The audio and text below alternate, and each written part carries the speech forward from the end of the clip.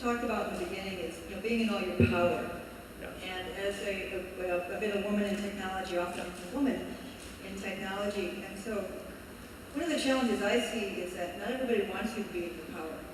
Yeah. And so it's very difficult. I've had some companies where coming in with the positive attitude, the competence and credibility is like you're like a ray of sunshine, and others where you're the only woman around and it's intimidating. And so how do you monitor and manage your power so that you can still be in your power, but still be, I guess, mindful of the environment you're in? Does that make sense? It totally does. Let me go back to that slide. Here we go.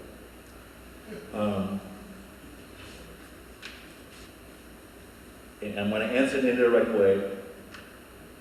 What seems to be the easiest, in my mind, is the hardest thing to figure out, which is what you do with your position power, right?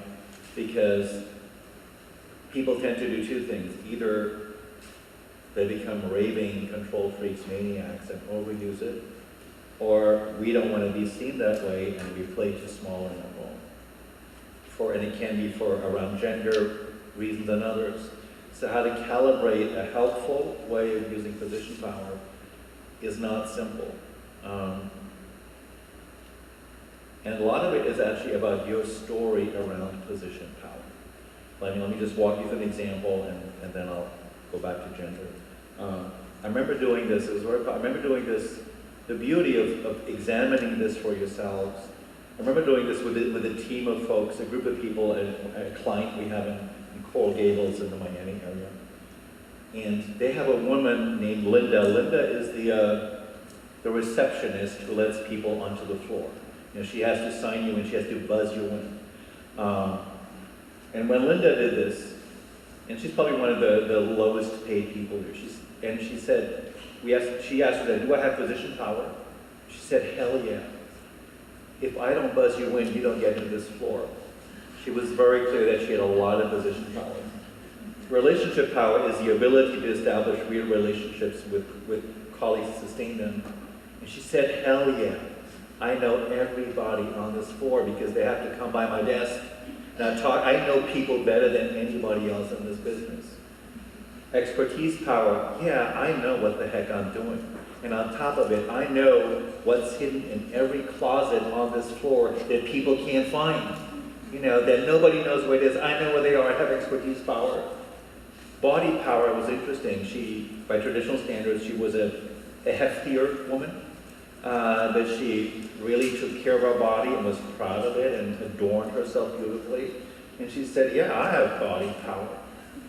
And charisma, which is a connection to a deeper source of energy.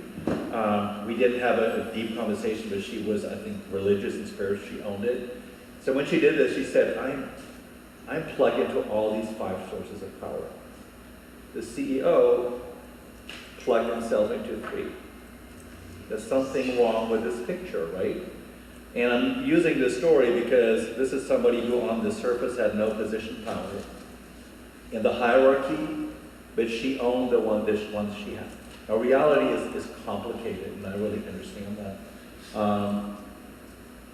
If I was working with you privately when I work with senior executives, I have them do the exercise, and very often, by senior I mean senior director, vice president and up, and I see very senior leaders putting down only 3 sources that they're connected to.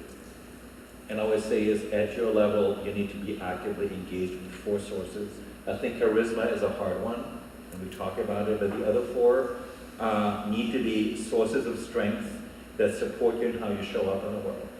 And that's one way to look at it. Is if you feel like one is hard for political reasons, certainly draw on the other ones.